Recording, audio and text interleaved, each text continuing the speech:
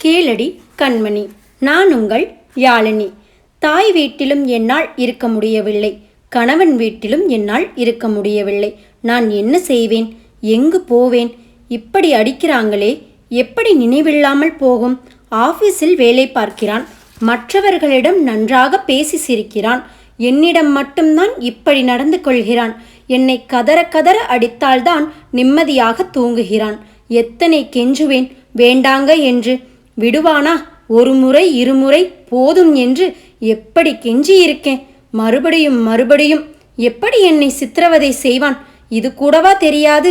இவள் ஏழைதானே, வலிக்காது என்று நினைத்திருப்பானோ? ஏன் தான் நான் பிறந்தேனோ? சித்தியிடம் இருக்கும் போதும் அன்பை அனுபவிக்கவில்லை. தன் பிள்ளைக்கு இட்லி கொடுத்து விட்டு இவளுக்கு பழையது போடுவாள். அதையும் முகம் சுளிக்காமல் சாப்பிடுவாள். எதற்கும் ஆசைப்பட மாட்டாள். ஆசைப்பட்டால்தானே குறை சொல்லத் தோன்றும். தம்பியையும் தங்கையையும் பாசமாக பார்த்து கொள்வாள். சிறு வயதிலேயே வீட்டு வேலைகள் அனைத்தையும் செய்வாள். ஆனால் வயதுக்கு மீறிய வளர்ச்சி. அவள் அம்மா மாதிரி அழகு, நிறம், பார்ப்பவரை சுண்டி இழுக்கும் வசீகரம். தலைக்கு தேய்க்க எண்ணெய் இருக்காது, ஆனால் முடி இடுப்புக்கு கீழ் தொங்கும். அப்பா அவரிடம் பேசவே முடியாது. சித்தி பேச விடமாட்டாள், அவரும் பேச மாட்டார். காயத்ரிக்கு ஏக்கமாக இருக்கும்.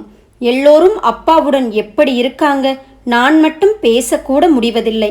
அப்பாவின் முகத்தை நிமிர்ந்து நிமிர்ந்து பார்ப்பாள். அவர் திரும்பவே மாட்டார். பலகாரங்கள் வாங்கி வந்து அந்த பிள்ளைகளுக்கும் சித்திக்கும் ஊட்டி விடுவார். இவளை திரும்பி கூட பார்க்க மாட்டார். சாப்பிடுவதை கொடுக்க வேண்டாம், ஒரு பார்வை, சின்ன சிரிப்பு என்று கூடவா இருக்கக்கூடாது? வீட்டு வேலை செய்யவில்லை என்றால் அடிதான். அப்பாவிடமும் சொல்லி அடிக்கச் சொல்லுவாள். உனக்கு உன் அம்மா மாதிரியே கெட்ட புத்தி, அதான் இவ்வளவு சீக்கிரத்திலேயே போய்விட்டாள் என்று அவளை பேசுவார். அவளுக்கு மனது கஷ்டமாக இருக்கும். தன்னால் அம்மாவுக்கும் திட்டு என்று அவர்கள் சொல்லும்படி வைத்து கொள்ள மாட்டாள். உனக்கு கல்யாணம் என்றார்கள், நான் படிக்கணும்பா என்றாள் ஏக்கமாக. அவள் சித்தி, என்னடி படிப்பு வேண்டி கிடக்கு உனக்கு? பேசாம கல்யாணம் பண்ணி கொண்டு போ, இல்லை என்றால் வீட்டை விட்டு போ என்று பட்டினி போட்டாள். பசி, வீட்டை விட்டு போ என்றால் எங்கு போவது? கல்யாணம் என்றாலே பயமாக இருந்தது. +2 படிக்கும் இவளுக்கு வறுமைதான் தெரியுமே தவிர கல்யாண கனவுகள் இவளுக்கு தெரியாது. ஸ்கூல் விட்டதும் வீட்டுக்கு சீக்கிரம் போகணும். லேட்டாக போனால் சித்தி எங்கே ஊர் சுற்றி விட்டு வர என்று அடிப்பாள். அதனால் பெல் அடித்ததுமே வீட்டை நோக்கி நடந்து விடுவாள். மழை பெய்தாலுமே நனைந்து கொண்டு சென்று விடுவாள். அவளுக்கு ஃப்ரெண்ட்ஸ் என்று யாருமே கிடையாது. இவள் ஏழ்மையை பார்த்து யாருமே பழக மாட்டார்கள். மதிய சாப்பாடு என்றுமே கிடையாது. இவர்களுக்கு என்னை பற்றி எப்படி தெரியும்? எதனால் இவனுக்கு கட்டி வைத்தார்கள்? இவன் இவ்வளவு தப்பு செய்கிறானே, ஒரு பெண்ணை கட்டி வைக்கலாமா என்று கூடவா தெரியாது? இப்படி ஏன் குடிக்கிறாய் என்று ஒருவரும் கேட்பதில்லை. இவன் அண்ணன் ஷியாமோட தொந்தரவு அதிகமாகிக் கொண்டே போகிறது. இவனிடம் சொல்ல முடியுமா? இவன் ஏற்கனவே உனக்கு பாய் ஃப்ரெண்ட் இருக்கா என்று கேட்கிறான். அது மாதிரி இவனிடம் கேட்க முடியுமா? உனக்கு கேர்ள் ஃப்ரெண்ட் இருக்கா என்று. இவர்கள் அந்தஸ்துக்கு தகுந்த மாதிரி பெண் எடுத்தால் இப்படியெல்லாம் பிரச்சனை வரும் என்றுதான் என் ஏழ்மையை பயன்படுத்தி இப்படி பண்ணியிருக்காங்க. இவளுக்காக யாரும் கேட்க மாட்டாங்க என்று இன்று வரை என் அப்பா கூட வந்து பார்க்கல. ஏன் இப்படி கூட பாசமில்லாமல் போகுமா? ஏன் என்னை அடிக்க மாட்டான்? மறுநாள் காலையில் கவிதா வீட்டில் இருந்து பொங்கல் சீர் கொண்டு வந்திருந்தார்கள். கல்யாணமாகி இத்தனை வருடமாகியும் எனக்கு பொங்கல் சீர் தருவாங்க என்றாள். அவர்கள் யதார்த்தமாய், உனக்கு இது தலைப்பொங்கல் தானே, உன் வீட்டிலிருந்து வந்து விட்டார்களா என்றனர். காயத்ரி இல்லை என்று சொல்வதற்குள் கவிதா, இவர்கள் வீட்டிலிருந்தா சீர்? இவ வந்து இத்தனை மாதங்களில் சும்மா கூட வந்து பார்க்கல. இவ ஒரு அனாதம்மா, இவளுக்குன்னு யாருமே இல்லை. இன்று வரை பிறந்த வீட்டுக்கு கூட போகவில்லை என்றால் பாருங்களேன். காயத்ரிக்கு உடம்பெல்லாம் நடுங்கியது. கவிதா நாக்கில் இத்தனை விஷம் இருக்கும் என்று அவள் நினைக்கவில்லை. இவள் சொல்வதை யாரும் மறுத்து பேசவில்லை. மகேஷும் அங்கு இருந்தான். காயத்ரி மாடிக்கு சென்று விட்டாள். அவளுக்கு அழுகை, ஆத்திரம் எல்லாம் வந்தது. எப்படி சொல்லுகிறாள் அனாதை என்று? ஒரு வார்த்தை கேட்கிறானா? எதற்கு இப்படி சொல்றீங்க என்று. மகேஷ் இரவு வந்தான். அவர்கள் உண்மையைத்தானே சொன்னார்கள். இதில் உனக்கு என்ன கோபம்? அவங்கள மதிக்காம நீ வந்துவிட்ட. இதற்குத்தான் பெரிய இடத்தில் பெண் எடுத்திருக்க வேண்டும். என் தகுதிக்கு நீ ஏற்றவளா? காலையில் அவர்கள் பேசியது, இப்பொழுது வந்து இவன் பேசியது எல்லாம் அவளுக்கு தாங்க முடியாத ஆத்திரத்தை தந்தது. அவளை ஒரு வார்த்தை கேட்கவில்லை என்றால் கூட பரவாயில்லை, இப்ப வந்து என்னைத்தானே பேசுகிறான் என்று மனம் குமுறியது. அந்த ஆத்திரத்தில், தெரியுதில்ல, அப்புறம் எதுக்கு என்ன கல்யாணம் பண்ணி கொண்டீங்க, என் கூட எதுக்கு அப்படி இருக்கீங்க, பணக்காரி என்றால் இத்தனை மாதம் உங்க கூட இருப்பாளா, நான் என்பதால் தான் உங்களுடன் இருக்கிறேன் என்றாள். என்னடி சொன்ன என்று அவள் கழுத்தை பிடித்து நெருக்கினான். அவளுக்கு மூச்சு திணறியது. அவள் விடுங்க என கைகளால் கெஞ்சினாள். கையெடுத்து கும்பிட்டாள். மூச்சுக்கு தவித்தாள். கண்கள் மேலே சொருகின. பின் மெல்ல விட்டான். ஒரு தீபாவளி பொங்கலுக்கு ஒரு தெனி எடுத்துத்தர உன் வீட்டில் துப்பில்லை, உனக்கு எதுக்குடி இந்த வாய், என் அண்ணி அப்படி என்ன சொல்லிவிட்டாங்க என்று இப்படி பேசுற, உன்னை இப்படி அடிக்கிறேனே, உன் வீட்டில் இருந்து யாராவது வந்து பார்த்தாங்களா, இல்லை நீதான் என் வீட்டுக்கு போயிட்டு வரேன் என்று சொன்னியா. அவள் எதை சொல்லி அழுவாள்? இவனிடம் கேட்க பயந்ததையா, ஆசையை அடக்கி கொண்டதையா, அவன் அண்ணியிடம் கேட்டதையா, எதை சொல்லுவாள்? அவன் பேசிக்கொண்டே பெல்ட்டை எடுத்தான். காயத்ரி அடிக்கப் போகிறான் என்று தெரிந்து வேகமாக கதவை திறக்கப் போனாள். அதை பார்த்த அவன் அவளை பிடித்து அவன் குடித்துவிட்டு வைத்திருந்த கண்ணாடி டம்ளரை எடுத்து உடைத்து அவள் கால் பாதத்தில் கீறினான். ரத்தம் கொட்டியது. வலிக்குதுங்க என்று அழுதாள். நிற்க முடியாமல் அவனையே இறுக கட்டிக்கொண்டு அவன் மார்பிலேயே மயங்கி சரிந்தாள். மம்மி என்று கத்தினான். கவிதா ஓடி வந்தாள். லதாவும் ஓடி வந்தாள். கீழே இருந்த இரத்தத்தையும் காயத்ரி மயங்கி கிடந்ததையும் பார்த்து அலறிவிட்டாள். அடப்பாவி, என்னடா பண்ணின, கொன்னே போட்டுட்டியா? காயத்ரியை சுந்தர் காரில் ஏற்றிக்கொண்டு ஹாஸ்பிட்டலுக்கு சென்றான். கழுத்தும் நெறிந்திருந்தது. டாக்டர் பார்த்துவிட்டு திட்டினார். உங்களுக்கு இதே வேலையா போச்சு, இந்த பெண்ணை கொன்னாலும் கொன்னிடுவீங்க போல இருக்கே, நானே போலீஸுக்கு சொல்றேன் என்றார். சாரி டாக்டர், இனி இது மாதிரி நடக்காது, இந்த ஒரு தடவை மட்டும் மன்னிச்சு விடுங்க டாக்டர் என்று கெஞ்சினான். மகேஷ் போதையில் படுத்து தூங்கிவிட்டான். காலையில் விழித்து பார்த்தான். தரையெல்லாம் ரத்தம். இரவு நடந்தது நினைவு வந்தது. அதை மறக்க மறுபடியும் போதையில் மூழ்கினான். காயத்ரி 2 காலிலும் கட்டு போட்டிருந்தது. அவள் டாக்டரிடம், டாக்டர், என்னை விஷ ஊசி போட்டு கொன்னுடுங்க, என்னால் இனி தாங்க முடியாது என்று அழுதாள். சுந்தர் தலையை பிடித்து கொண்டு உட்கார்ந்திருந்தான். மகேஷ் இப்படி பண்ணுவான் என்று நினைக்கவில்லை. இவன் திருந்தவே மாட்டானா? ஒரு அரியா பெண்ணை கல்யாணம் செய்து வைத்தது இப்படியாகிவிட்டதே. இப்படியே விட்டால் கெட்ட சகவாசத்தால் இவன் போகாத இடமெல்லாம் போக ஆரம்பிப்பான். அவனை கண்டிக்கும் வயதில்லை. ஒரு கல்யாணத்தை பண்ணி வைத்தால் திருந்துவான் என்று நினைத்தான். அவன் போட்ட கணக்கு தப்பாகிவிட்டது. அவளை நினைத்து இவளை பழிவாங்குகிறான். எதுவும் தெரியாத அந்த பெண் இப்படி வதைப்படுகிறாள். இல்லாத ஏழை வீட்டு பெண்ணாக இருந்தால் எந்த ஒரு பிரச்சனையும் பண்ண மாட்டாள் என்று நினைத்து இப்படி பண்ணினான். இப்போ இப்படியாகிவிட்டது. 1 வாரம் ஹாஸ்பிட்டலில் இருந்தாள். கால் புண் ஆறினதும் வீட்டுக்கு வந்தாள். மகேஷ் இவளுடன் பேசவில்லை. வேறு எந்த பிரச்சனையும் இல்லை. காயத்ரிக்குத்தான் கஷ்டமாக இருந்தது. சண்டை போட வேண்டி கூட பேசுவான். இப்போ அதுவும் இல்லை. காயத்ரி அவன் முகத்தையே பார்த்தாள். எப்படி அன்று பேசினான்? அப்பாவாவது வந்து ஒரு தடவை பார்த்திருக்கலாம். அவன் சொன்னதில்தான் என்ன தப்பு? மறுநாள் திடீரென சீக்கிரம் வீட்டுக்கு வந்து, வெளியில் ஒரு பார்ட்டி இருக்குது, அதுக்கு போகணும், நீயும் வா என்றான். காயத்ரியும் வெளியில் போகிறோம், இன்றாவது பேசினானே என்று சந்தோஷப்பட்டு கொண்டு கிளம்பினான். நல்ல லைட் ரோஸில் மெரூன் பார்டர் போட்ட சேலை, சின்ன சின்ன சரிகை இடையே இலையோடியது. அங்கங்கே கற்களிலும் ஜமிக்கியிலும் சின்ன சின்ன ஜோடிப்புறா பெரிய ரோஜா மீது அமர்ந்திருப்பது போல் இருந்தது. தளர பின்னிய சடை முழங்காலை முத்தமிட்டது. தலை நிறைய மல்லி.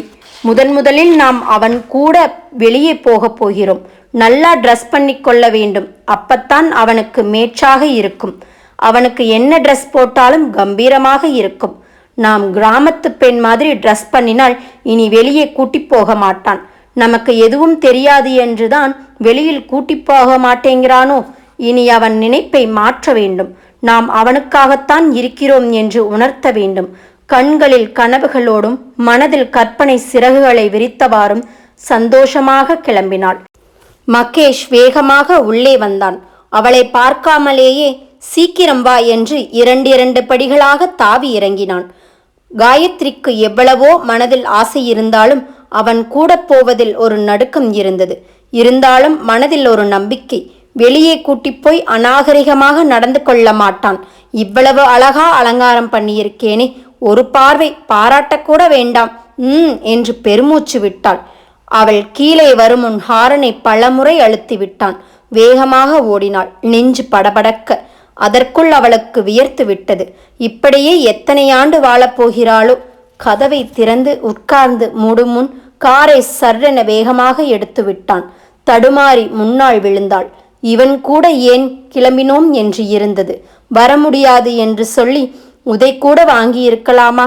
உதைக்கு பயந்து கொண்டும் இவனுடன் வெளியே போக வேண்டும் என்றும் ஆசைப்பட்டது தப்போ? அன்று கவிதா கூட ராகேஷ் உன்னை வெளியே கூட்டிக்கூட போவதில்லையே, அவனுக்கு எங்கே நேரம்? வெளியே சுற்றுவதற்கு பல பேர், படுக்கைக்கு பல பேர் என்று ரகவாரியாக வைத்திருக்கானே, உன்னை எங்கே கூட்டிப் போகப் போகிறான் என்று கேவலமாக பேசினாள். அவளுக்கு காட்டவே இப்படி தைரியமாக கிளம்பினாள். என்ன தைரியம்? அவன் சொன்னால் எதுவாயிருந்தாலும் கேட்டாகணும். அவளுக்குன்னு என்ன விருப்பு வெறுப்பு இருக்கு? சொன்னதை கேட்க வேண்டியவதானே. எப்படி மற்ற பெண்கள் எல்லாம் கணவன்களை கைக்குள் போட்டுக்கொள்கிறார்கள்? சொன்னதை கேட்பதும் மனைவிக்காகவே, வாழ்வதும் மனைவியின் ஆசைகளை புரிந்து கொண்டு வேலைக்கு போகும் மனைவியாக இருந்தாலும் அவர்களுடன் வேலையை பங்கிட்டுக் கொள்வதும், வெளியே போவதும், சனி ஞாயிறு விடுமுறையை என்ஜாய் பண்ணுவதும் எப்படியெல்லாம் இருக்காங்க. இவன் அப்படி இருக்க வேண்டாம். சாதாரணமா, மிக மிக சாதாரணமா ஒரு வார்த்தை பேச்சு அது கூட இல்லையே. சாதாரண கூலி வேலை பார்ப்பவர்கள் கூட இரவு வீட்டுக்கு வந்ததும் மனைவி குழந்தை என்று சந்தோஷமாகத்தானே இருக்காங்க. எனக்கு மட்டும் ஏன்? பதட்டமாக இருந்தது அவளுக்கு. கார் ஒரு பெரிய ஹோட்டல் அருகே நின்றது. இறங்கி மகேஷ் வேகமாக உள்ளே போய்விட்டான். காயத்ரி இறங்கி அவன் கூட செல்லும் முன் மறைந்தான்.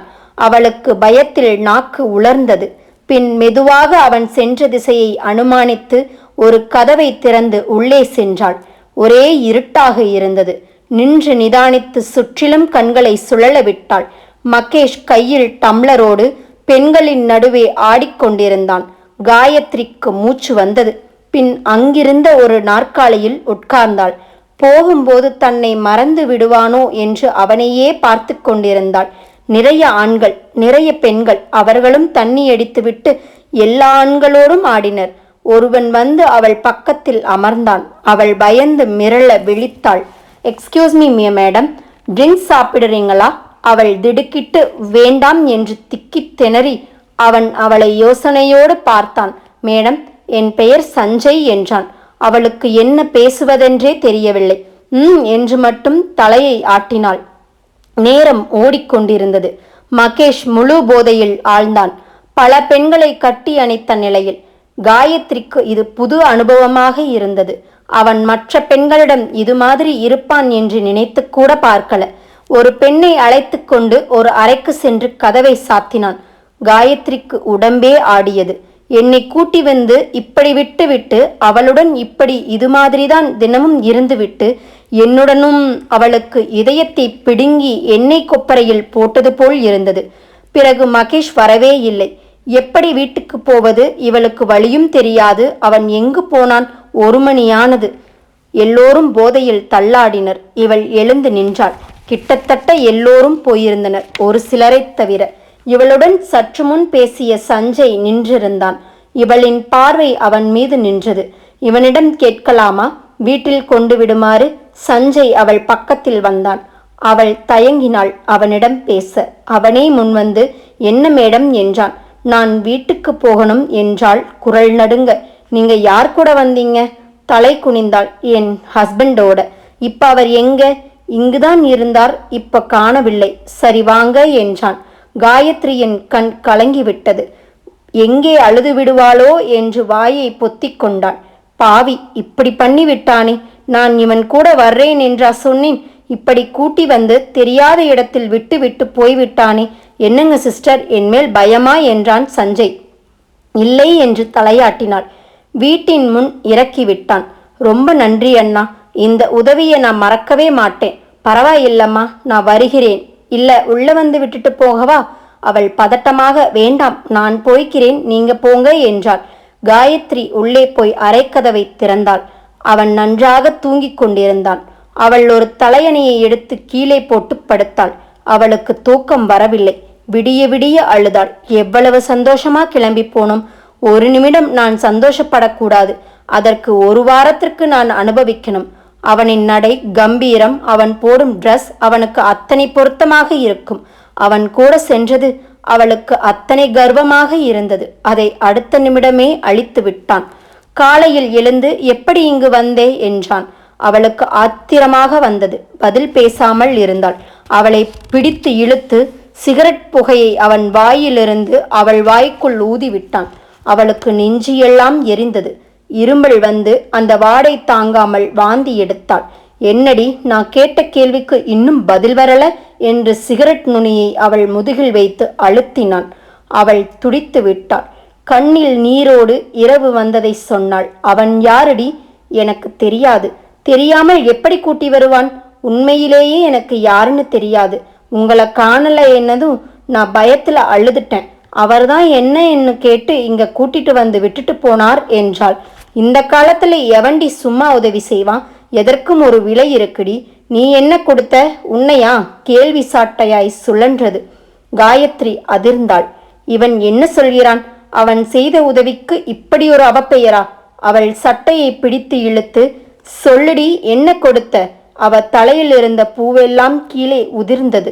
அவன் பார்த்து ரசிக்கட்டும் என்று அலங்காரம் பண்ணினாலே, இப்போ அவனே அவளை அலங்கோலப்படுத்தினான். ஒவ்வொரு அடியும் இடியாய் இறங்கியது. அவளுக்கு பொறுமை பறந்தது. ஏன், நீங்க என்ன கூட்டிட்டு வந்திருக்க வேண்டியது தானே? விட்டுட்டு வந்ததுனால தானே நான் அவனுடன் வந்தேன். நான் விட்டுட்டு வந்தா எவன் கூடயாவது வருவ, அப்படித்தானே? அப்ப நான் உன் கூட படுக்கலன்னா நீ அடுத்தவன் கூட படுப்பையா?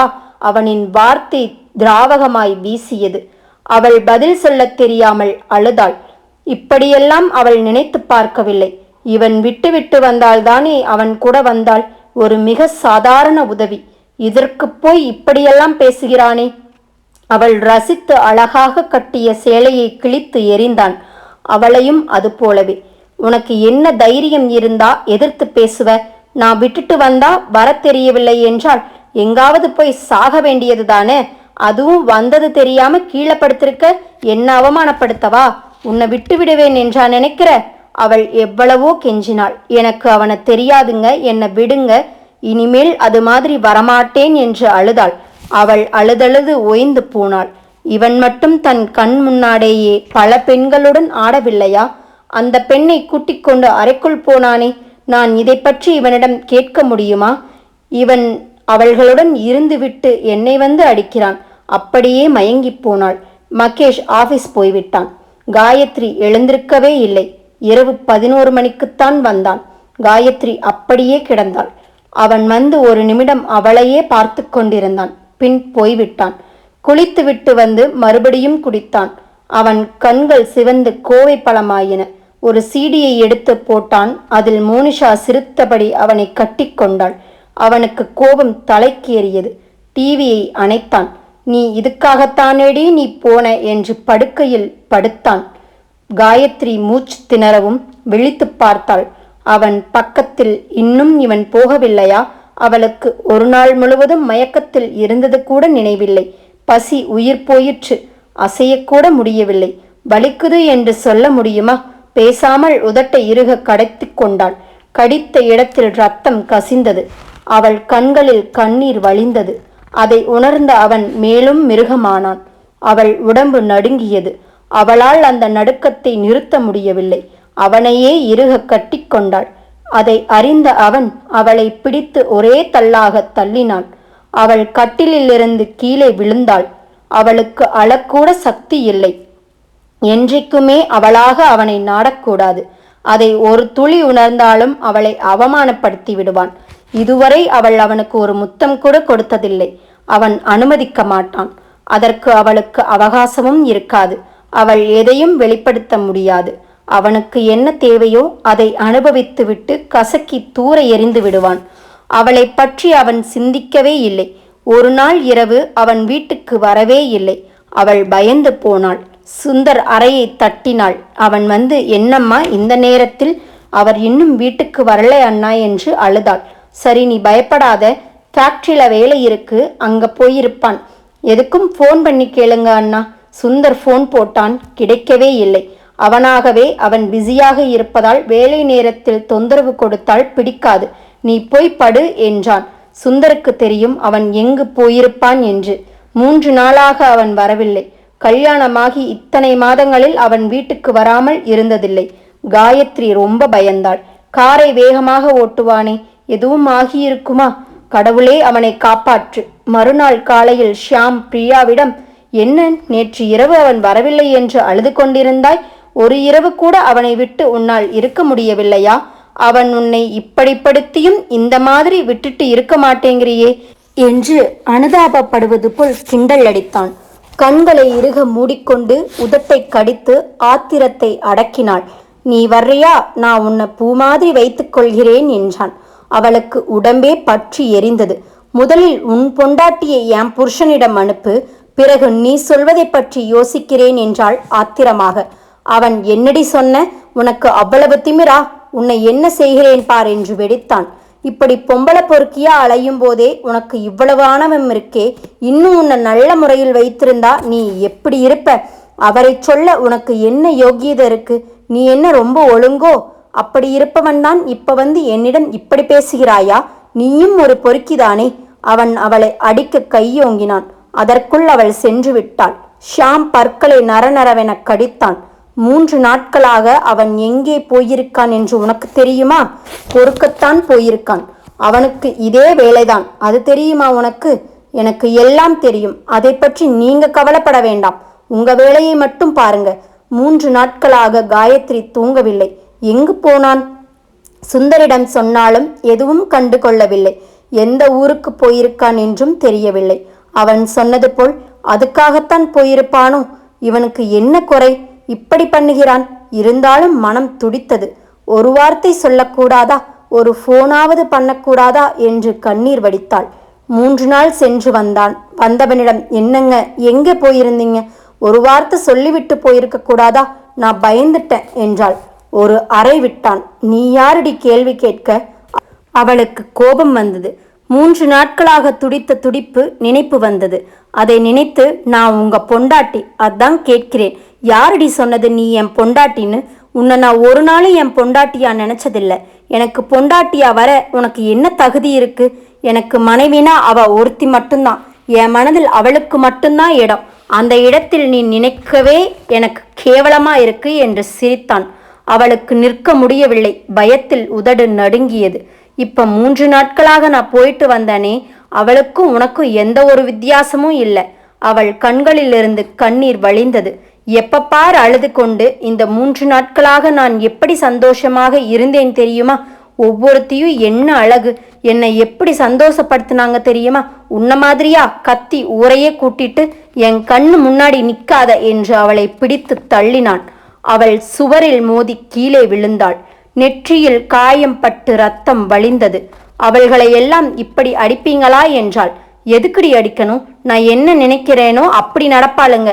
உனக்கு ரொம்ப தைரியம் வந்துடுச்சு, அதான் நீ பேச ஆரம்பிச்சிட்ட. ஏங்க, நீங்க 3 நாளா வரலன்னு நான் எப்படி துடிச்சு போனேன். நான் சாதாரணமாகத்தானே கேட்டேன், எதுக்கு இப்படி அடிக்கிறீங்க? அவள் வாயில் ஒன்று போட்டான். உதட்டில் பல்குத்தி ரத்தம் கொடகொடவென கொட்டியது. அவளுக்கு கண்களை இருட்டிக் கொண்டு வந்தது. அவள் இந்த 3 நாட்களாக தவித்த தவிப்புக்கு எந்த பலனும் இல்லை. இவனுக்காக எத்தனை தவிப்பு! எங்கே போனானோ, எதுவும் ஆகிவிட்டதா என்று எப்படி துடித்தேன். அத்தனை தவிப்பையும் ஒரே நொடியில் அடக்கிவிட்டானே, இவன் ஏன் வந்தான் என்று இருந்தது. அவள் கீழே போகவே இல்லை. எப்படி போவாள்? உதடு, கன்னம் எல்லாம் வீங்கி இருந்தன. மகேஷ் சாப்பிட்டு விட்டு வந்தான். இவளை கண்டுக்கவே இல்லை. படுக்கும்போது வா என்று உன்னை அழைக்கணுமா என்று உருமினான். அவளுக்கு உடம்பு வலியை விட மனவழிதான் அதிகம் இருந்தது. கண்களை இறுக மூடிக்கொண்டாள். அவளை இப்படியெல்லாம் பண்ணியிருப்பானா? நான் அவன் மனைவி இல்லை என்கிறானே, அப்புறம் ஏன்? அதான் சொல்கிறானே, அவளும் நீயும் ஒன்றுதான் என்று. அவள் உடம்பு குலுங்கியது. எப்படியெல்லாம் பேசுறான் இவன்! யாரை சொல்கிறான்? அவதான் என் மனைவி என்று. யார் அவள்? அப்புறம் ஏன் என்னை கல்யாணம் பண்ணிக்கிட்டான்? மகேஷின் பிறந்த நாள் அன்று. இது காயத்ரிக்கு தெரியாது. காலையில் சீக்கிரம் குளித்துவிட்டு தலையை காய வைத்து கொண்டு பால்கனியில் இருந்த ரோஜா செடியில் ஒரு பூவை கிள்ளி காதோரம் சொருகிக் கொண்டு தோட்டத்தை பார்த்தாள். மகேஷ் இரவு எத்தனை மணிக்கு தூங்கினாலும் காலை 5 மணிக்கு எழுந்து விடுவான். காயத்ரி தான் எப்போ விழிப்பு வருதோ அப்போதான் எழுந்திருப்பா. அவளை எழுப்ப மட்டும் மாட்டான். மகேஷ் ஜாக்கிங் போய்விட்டு குளிக்க அறைக்கு வந்தான். இந்த விடிகாலையில் குளித்துவிட்டு ஒரு ஓவியம் போல் காயத்ரி நிற்பதை பார்த்தான். ஓசை படாமல் பின்னால் வந்து அவளை அணைத்தான். அவள் கூந்தலில் முகம் புதைத்து பின் அவளை திருப்பி அவள் பவளவாயில் முத்தம் இட்டான். அவளுக்கு உடம்பு சிலிர்த்தது. இந்த 1 வருடத்தில் அவன் இந்த மாதிரி அணைத்ததில்லை. அவன் கைவளைவில் அவளை வைத்துக்கொண்டு இன்று எனக்கு பிறந்த நாள் என்றான். அவள் திகைத்து விழித்தாள். இவன் நேற்று வரை அவளிடம் இப்படி பேசியதில்லை. மெல்ல அவனிடம் many many happy returns of the day என்றாள். அவ்வளவுதானா? அவன் முகத்தில் புன்னகை. அவள் இதுவரை பார்த்தறியாதது. அவள் தன்னிடம் என்ன இருக்கு இவனுக்கு கொடுக்க என்று நினைத்தாள். பின் முகம் மலர ஆசையாக அவன் கன்னத்தில் தன் பவள இதழை மென்மையாக பற்றி எடுத்தாள். ஒரு முறுவலோடு அவளிடம் உனக்கு எப்ப பிறந்த நாள் என்றான். அவள் தயக்கத்தோடு எனக்கும் இன்றுதான் என்றாள். அவன் சிரித்தான். பரவாயில்லையே, 2 பேருக்கும் ஒரே நாளில் என்று சொல்லிவிட்டு போனான். காலை டிஃபன் அமர்க்கலப்பட்டது. மகேஷ் எல்லோருக்கும் ட்ரெஸ் வாங்கியிருந்தான், காயத்ரியை தவிர. அவள் முன்னாடேயே அத்தனை பேருக்கும் கொடுத்தான், வேலைக்காரர்கள் உள்பட. காயத்ரி எதுவும் பேசவில்லை. இன்று வரை அவன் அவளுக்கு ஒரு முழ பூ கூட வாங்கி கொடுத்ததில்லை. அன்று மதிய சாப்பாட்டுக்கு வீட்டுக்கு வந்தான். மதியமும் பெரிய விருந்து. லதா சாப்பாட்டை காயத்ரியை போட சொன்னாள். அவள் இன்று வரை அவனுக்கு பரிமாறியதில்லை. எல்லோரும் மதியம் வீட்டுக்கு வந்திருந்தனர். காயத்ரிவிற்கு கைகாலெல்லாம் நடுங்கியது. ராகேஷிற்கும் ரசம் போடும்போது கை நடுக்கத்தில் ஒரு டம்ளர் தண்ணீரை கொட்டிவிட்டாள். அது சாப்பாட்டில் கூட படவில்லை, ஓரமாகத்தான் கொட்டியது. மகேஷ்க்கு கோபம் வந்துவிட்டது. லதா சமாதானப்படுத்தி ஊட்டிவிட்டாள். காயத்ரி நடுங்கினாள். என்ன செய்ய போறானோ தெரியவில்லை என்று. இவள் அறைக்குள் வந்ததுமே அவளை கூப்பிட்டு 2 கைகளையும் பிடித்து கொண்டான். பார்ப்பவர்களுக்கு அது சாதாரணமாகத்தான் இருக்கும். ஆனால் அவன் பிடி இறுகி கை அவள் மணிக்கட்டை திருகியது. வலி உயிர் போயிற்று. நீ வேண்டும் என்றுதானே தண்ணீரை கொட்டி விட்டாய்? இல்லங்க, நான் தெரியாம கை நடுங்கியதில் தள்ளி விட்டுட்டேன் என்றாள். பொய் என்றான் அழுத்தமாக. இல்லைங்க, இனி நான் அது மாதிரி நடந்து கொள்ள மாட்டேன், விடுங்க, வலிக்குது என்று கெஞ்சினாள். அவன் விடவில்லை. அவளுக்கு தெரியும் இந்த தண்டனை எதற்கு என்று. தண்ணீர் கொட்டியதற்கு அல்ல. அவளின் சிறு புன்னகை, சந்தோஷம், அதை அவன் உடனே அளிக்க வேண்டும். இதை காலையிலேயே எதிர்பார்த்தாள். அவளுக்கு கைவலி தாங்க முடியவில்லை. 2 கைகளிலும் மணிக்கட்டில் நல்லா வீங்கிவிட்டது. அசைக்க கூட முடியவில்லை. மகேஷ் போய்விட்டான். காயத்ரிக்கு அழுகையை நிறுத்த முடியவில்லை. எல்லோருக்கும் ட்ரெஸ் கொடுத்தானே, எனக்கு ஒரு சேலை எடுத்து வந்து கொடுத்தால் என்ன? என் பிறந்த நாள் என்று தெரிந்தும் கூட நான் என்ன அவனுக்கு கொடுத்தேன்?